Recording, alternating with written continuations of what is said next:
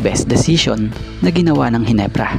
Kumuha ng bagong bigman na ayon nga kay Coach Tim magiging backup na ni Japet. So sino nga ba ang versatile bigman na ito? So yan ang ating mga tatalakayin.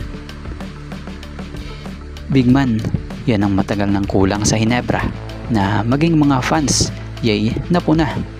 Kaya naman eto't di na nag-aksaya ng oras pa ang Ginebra dahil bago ang season 50 kumuha na sila ng bagong dagdag sa frontline nila at inaasahang makapagdaragdag naging boost sa kanila.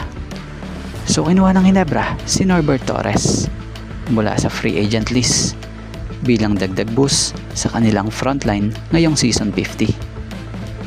Ayon sa report, ayon kay Coach Tim Cone, pinapirma nila si Norbert Torres bilang maging backup ni Japet na kung sa ay bibigyan di umano ito ng maraming minuto, especially down the stretch.